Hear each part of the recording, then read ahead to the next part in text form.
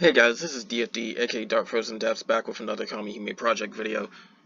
This one is going to be the third part of the raid guide videos, and whenever it comes out, I'll do a fourth part for the Guardian Plus raids, because I know JP said has that, but we don't have it on any of the global versions.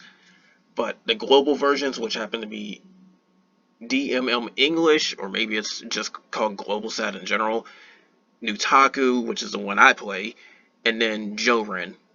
They all have these raids right here that I'm going to be covering, and they are some of the most difficult fights in the game, if not the most.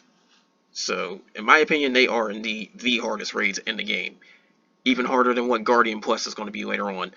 But, keep this one thing in mind. Later down the line, Hyperion will get nerfed multiple times. I'm going to cover everything that it does right now for us on the global side, but also mention what will be nerfed later. But I will say this without a doubt. If you are very reliant on debuffs, throw that out the window. These guys are so resistant to so much stuff. Like, you will never, ever be able to increase the orb count on these guys. Period. Like, you're never able to do that. You're never able to put blind on them. At the start of the fight, you're able to put stuff like Dizzy, and then a few other things, but halfway in, they'll become immune to that too. Best just not rely on debuffs. The three things you're mainly going to want: absolutely bring a healer, absolutely bring damage cut, and you're going to want to have buff removal, because they will buff themselves a lot, and if they're buffed, it's going to be a very, very bad thing to happen, because they do so much damage as is. You don't want them to do more. And then a bonus thing you're going to want for Atlas specifically, you want debuff debuff immunity, not even resistance, debuff immunity.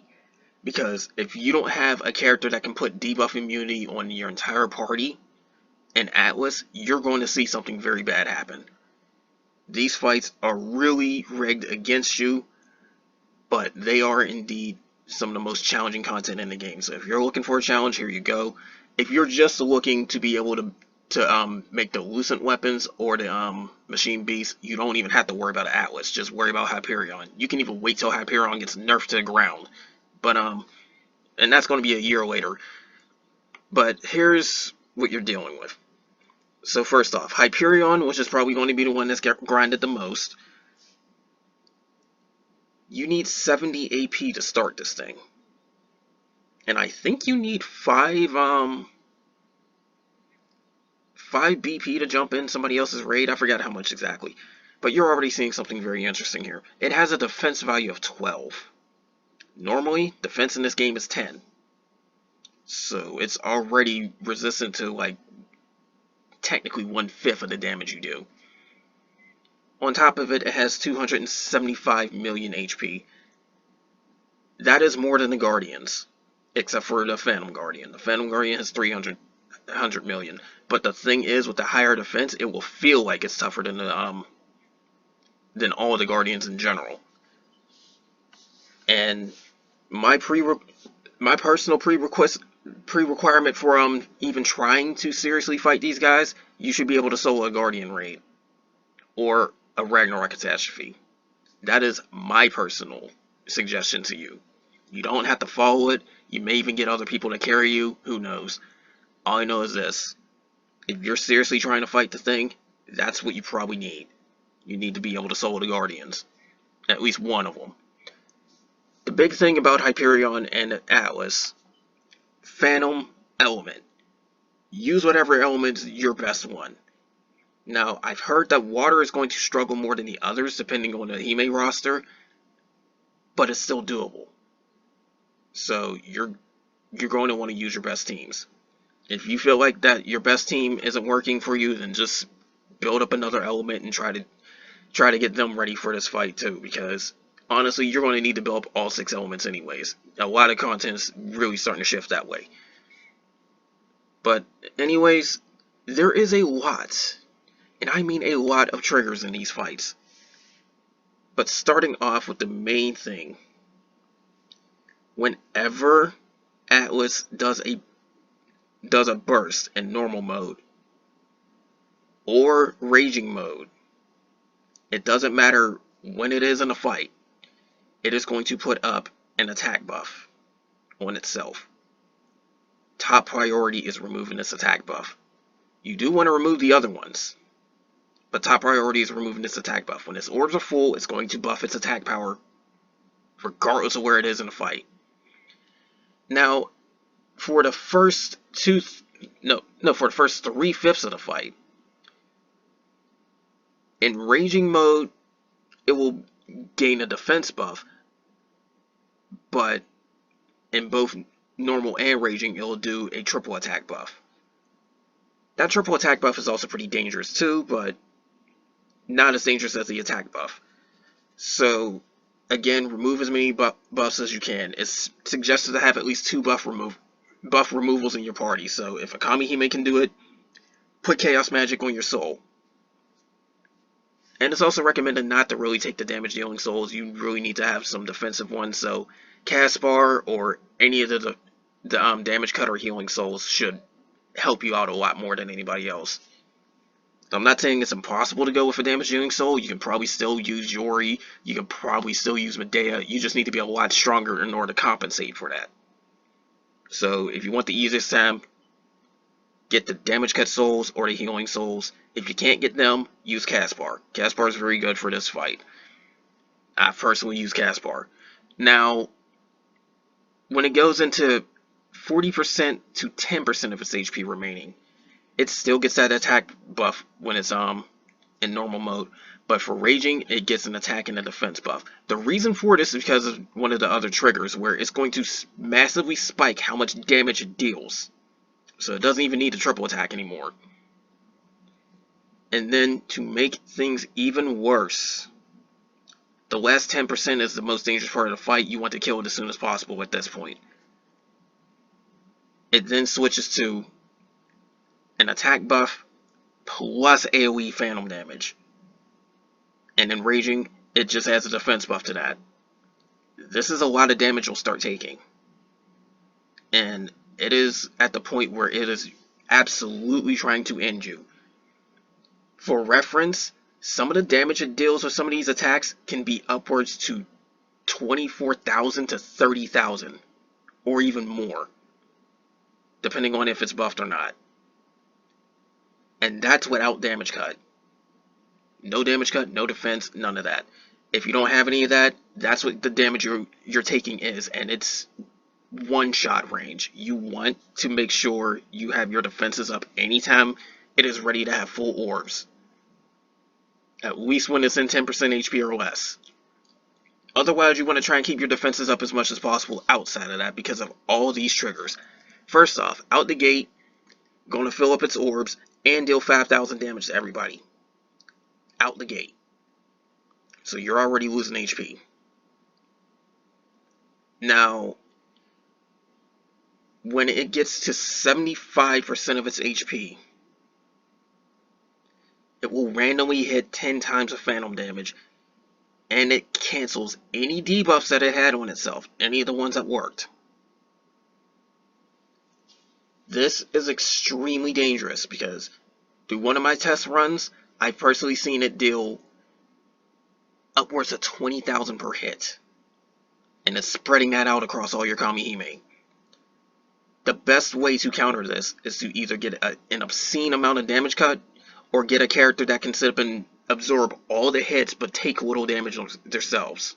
Like, basically guard everybody else.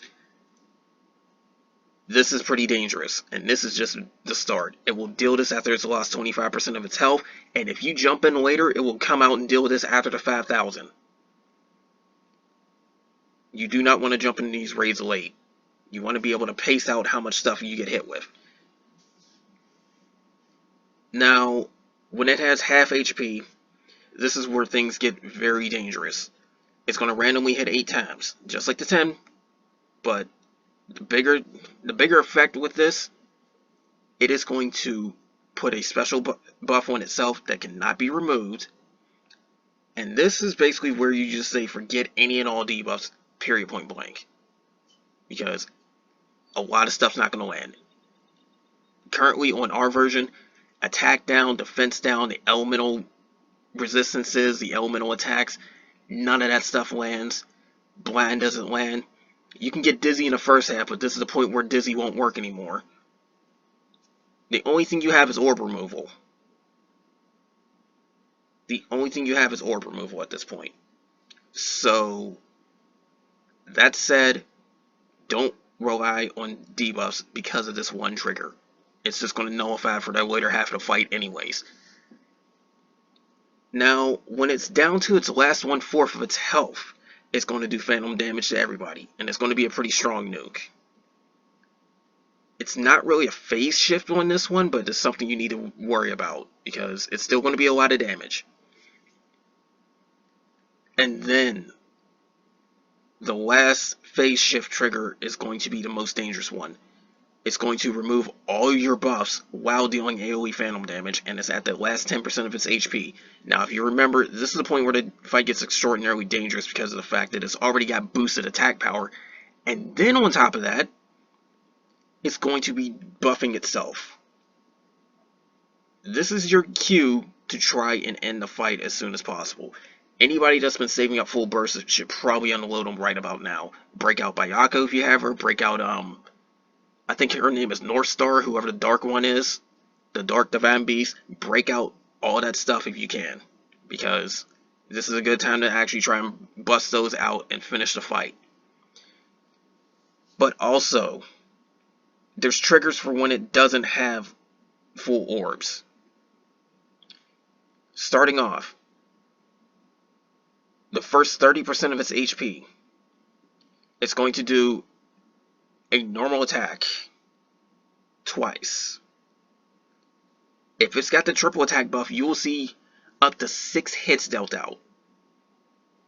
Maybe even on one Kamihime. It's going to do it randomly, but that's that danger behind this this first part, because the first 30% of its HP is going to just do 2 random hits, and if it's got the triple attack buff, it's going to be a problem.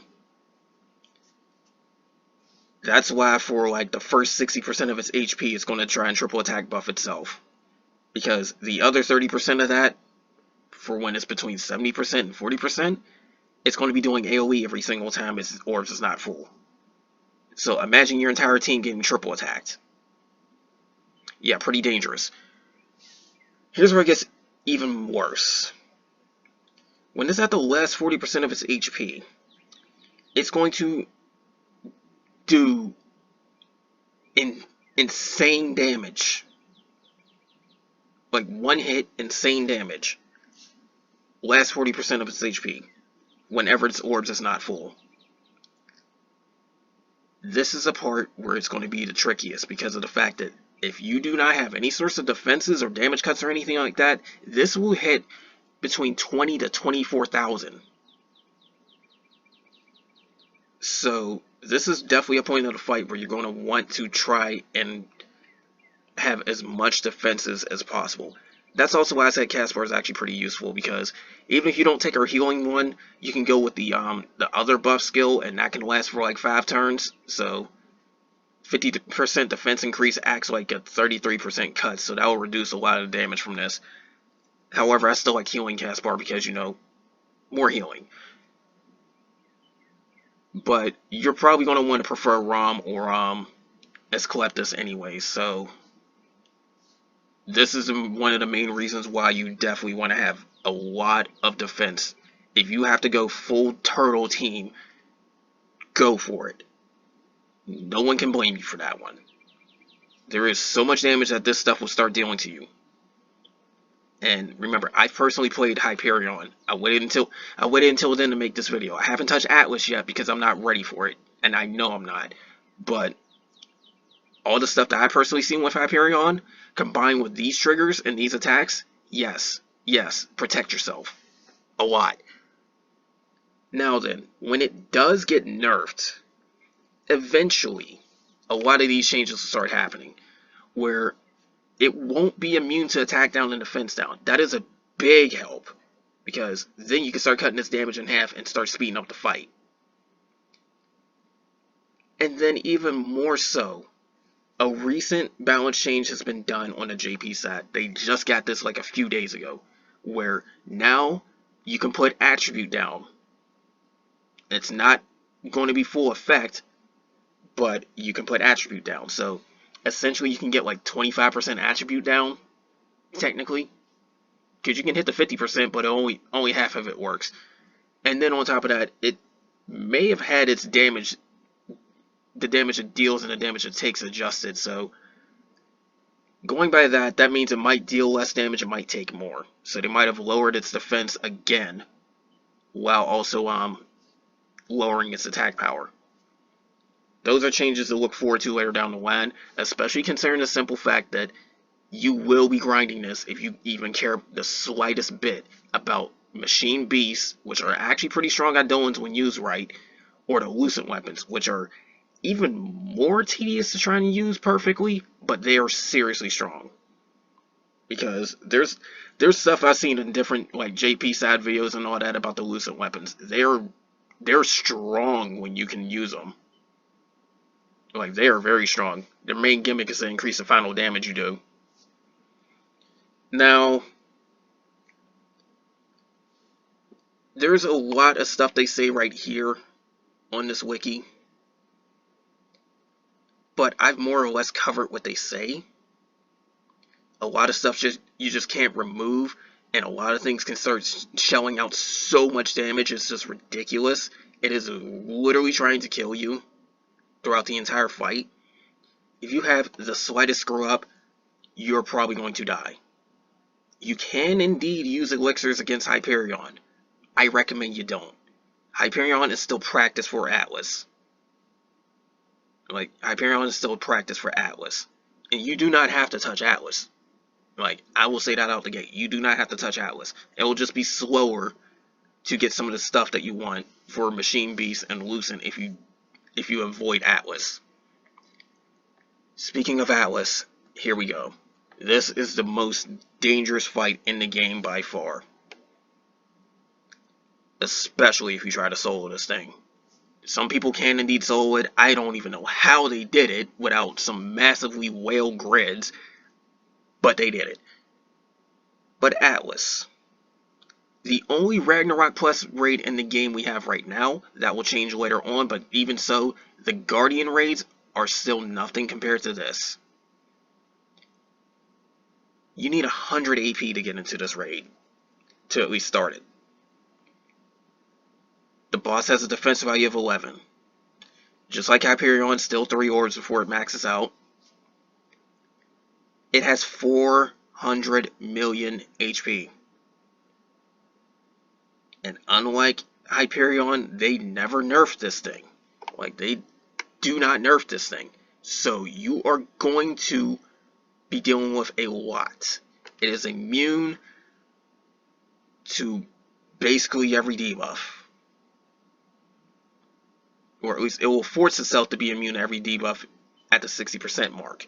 However, this is a point where it's like, just do not expect it to get any sort of good debuffing going on. Period, point blank. Like, you really, really do not, like, you just do not want things to happen. Now then, this is a huge laundry list of stuff to go through. I'm going to start off with the enemy burst because, of course, that's based on the phases. So, essentially, the bursts that I went through with Hyperion, copy those over to Atlas.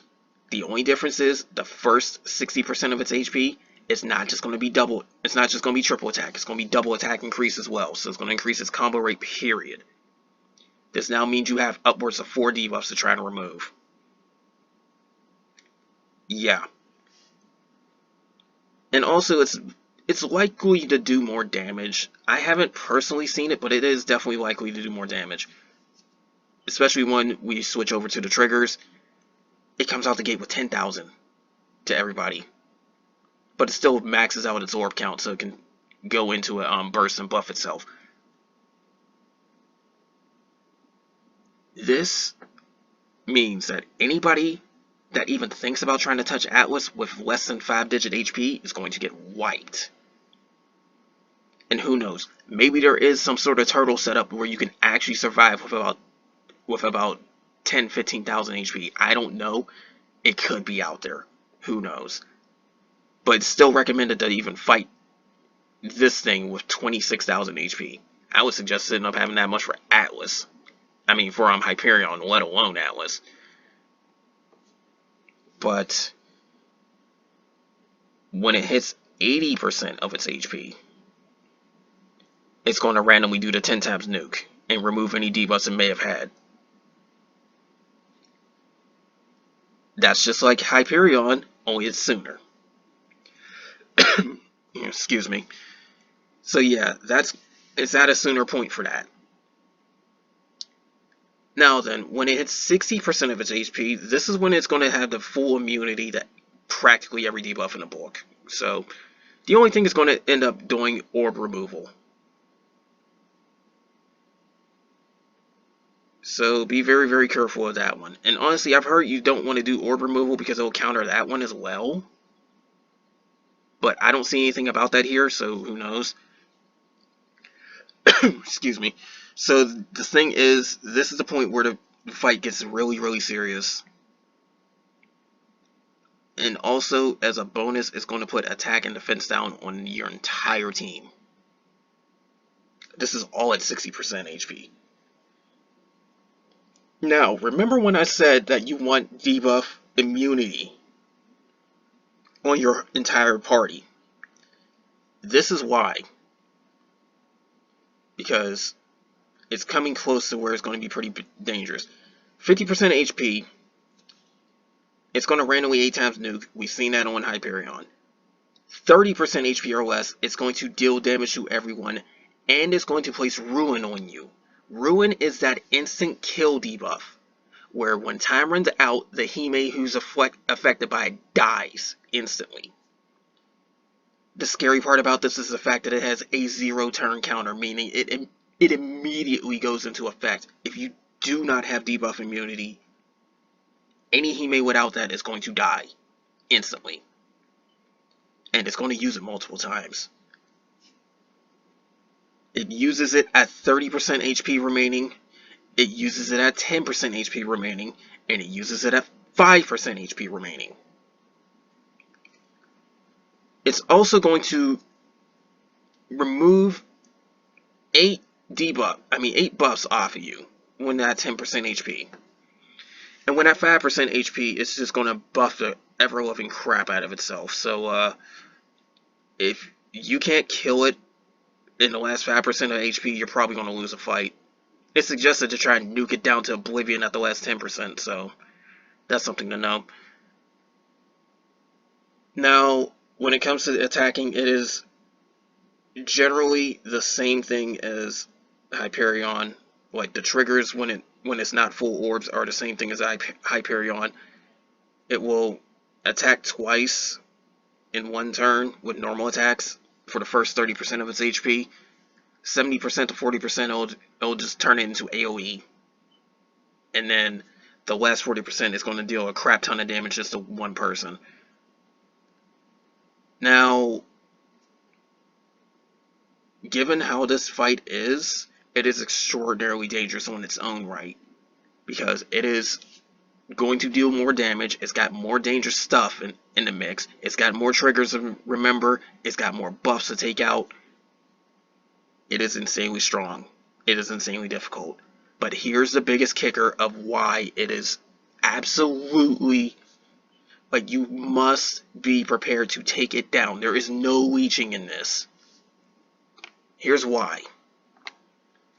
There is a restriction on how many people can jump into the fight. A huge restriction. And on top of that, nobody can use elixirs. The restriction is 6 people. Do not, and I repeat, do not enter this raid without being massively prepared, massively ready to take this thing down, ready to work together with other raiders because of the fact that you will want to have a very good amount of coordination with them. My suggestion, if you're trying to take on Atlas, get a Discord, get a Skype, get a whatever to talk to your friends or your union or whoever. And you will need to do this. It is exceptionally dangerous. It is exceptionally dangerous.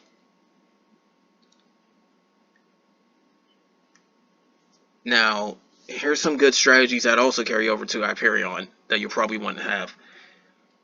26,000 or more HP. So you don't die with 60% cut. That's how much damage it's dealing. Absolutely get rid of the attack buffs, but you do want 2 or more buff removal abilities that can be used within 6 turns.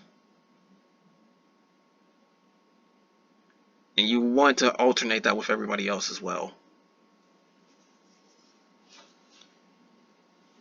If you have Kieran, who is the 100% Idolan for Thunder, not the 140%, the 100% one, she can buff everybody on your team in order to give debuff immunity. You also want to have that on your Hime just in case. You want a ton of cuts and heals. If you have at least 5 ROM users in that raid, you can alternate a 60% damage cut with good enough coordination to where everybody will be protected from 60% of its damage the entire fight. And that's on top of whatever cuts your Hime may have. So that's something to know. Last 10% of its HP, it is dangerous. It's very, very, very dangerous. Especially if it even gets to the last 5%, because if it does get to the last 5%, it's absolutely trying to kill you. Because it is going to give a buff that will really enhance itself. And the thing with that is the fact that it's going to buff the crap out of itself to where it's going to just try to one-shot everybody. Now, the last thing that you should know, again, Bayako, North Star, I think is her name, the Dark Divine Beast, very, very good to use here, especially for Atlas. You want to use them for the last 10% and save your burst in order to try and just nuke it to oblivion. And you can use this strategy with Hyperion as well, but Atlas, if you're in a tight spot, just wait for support from everybody else. Just wait. Like, if anybody gives you crap about that, they don't know how to do this fight. You just wait, see if you get damage cut, see if you get healed, or just talk to them on Discord or something like that. I don't know. All I know is this: be very, very careful, and that's one of the methods to do that. But again, just to reassure you, you do not have to even touch Atlas ever to get Machine Beasts and Elusive Weapons. It does, however, drop much more stuff than Hyperion. So you're going to want to do Atlas if you want to speed up the process. But if you just want to do the process, Hyperion's the only one you have to worry about. And given how much content actually would want you to utilize this stuff anyways, you probably don't even have to worry about this for a while. But if you do decide to do this, if you're curious, don't let it kill you. That's all I have to say. Do not let it kill you. Again, my suggestion, take all this info for recommendation for Atlas, like all of this stuff right here that I just highlighted. Pause the video if you have to, copy it down, study it well. This is what you want for a strategy to deal with Hyperion and Atlas, except for the debuff protection. Because you don't need immunity to debuffs for Hyperion. That's the only difference. But this setup will definitely help you out for either one. But if you don't have ROM or Asclepius, you could still use Caspar for Hyperion. Maybe you can use it for Atlas, I don't know for sure. But the fact that you're not helping other people and just helping yourself, that kind of hurts. Because again, 6 people in Atlas. 6 people only in Atlas. And you can't use an elixir. You can still cheese Hyperion by just throwing elixirs whenever you die. But Atlas, that ain't gonna work. He kills you, you're done. And if he kills the wrong people, or enough of them, the raid is just a fail. So, Atlas, do not try that crap. Do not. And my personal suggestion, you could possibly send out Hyperion publicly, but it's a massive risk. My suggestion, leave it to just friends and union. Leave it to people who know what they're doing. If you risk random people jumping in, you might have a problem with Hyperion. And in the case of Atlas, never publicly send that. Just get a team of 6 players that are really beefed up, really know what they're doing. Make sure you're able to talk to each other, message each other, FaceTime each other, whatever. Because Atlas is no joke. And again, there have been people that have soloed both of them. There have been people that's done auto ability battle on Hyperion. Supposedly somebody did it on Atlas and soloed it. It's not impossible to solo. It's just extraordinarily difficult to do so. And I highly doubt, unless you're like a Space Whale or Kraken or whatever you want to call somebody that spends ungodly amounts of money, unless you're one of those people, you're probably not going to solo this. Without a doubt, though, I can say this. If you can solo a Ragnarok Catastrophe or the normal Guardian raids, because we'll get Guardian Plus eventually, but if you can solo Guardian raid or Ragnarok Catastrophe, you're in a very good spot. So that's something to know. But anyways, that's all for this. More of this is going to come soon whenever we get the Guardian Plus raids. Plus, I did hear something about heroic catastrophes mentioned. There may be even more raids down the line. I don't know for sure. It's not been confirmed. It's probably been announced, which is why I'm hearing about it a little bit. But there's nothing on there right now. So, because they have gotten 5-star weapons announced. There's better soul weapons on the way from what I've heard too. It's going to be insane. Naturally, they're giving all this stuff that makes you super powerful. Those, the Machine Beasts, the Lucents. They've redone the weapon skills. We've got 50 Draconic Eye weapons, which are insane. The Catastrophe Eidolons, the SSR ones, like those are on the way too. There's so much stuff that is just absurdly powerful and kind of snaps a game in half, if you want to be honest. So they're probably going to add even tougher raids than Hyperion and Atlas eventually, so I wouldn't be surprised. This does copy Grand Blue Fantasy, and they have Dragon Raids, which are 700 million HP, split between 2 phases. Yeah.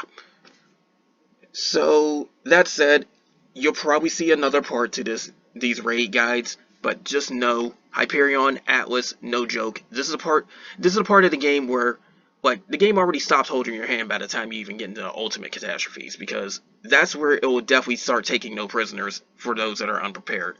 But Hyperion, Atlas, one screw up is probably your death. Like, I will say without a doubt, there is roughly a good 90 to 99% chance that if you screw up against either one of these two, you are done. Especially when it comes to Atlas, because Atlas is even more unforgiving, and it could affect your the other raid members. So, you do not want any screw-ups with Atlas, ever. In Hyperion, you might be able to mitigate it, you might just be able to toss an elixir to fix it, but my suggestion, just don't screw up to begin with, just be beefed up as much as possible. Simple as that. Anyways, that's all for this. Like I said, war will come whenever the Guardian Plus raids hit our side, and then I'll probably do like a sneak peek just to sip and glance at some other stuff too. But again, guys, be very, very prepared for this. This is definitely the hardest content in the game right now. There will eventually be heroic quests, and they are just as hard, but you have to do them alone. It's like they're just as hard as Hyperion, if not Atlas. And I mean pre-nerf Hyperion, because when Hyperion's nerfed, it's probably going to be a joke. But as far as it goes with right now, Hyperion, second hardest thing in the game. Atlas, hardest thing in the game. So, it is not for the weak. It is not. Do not even try to leech these raids. Just make sure you're just beat up enough to survive at least halfway. But anyways, that's all for this, guys. More will come soon, and take care.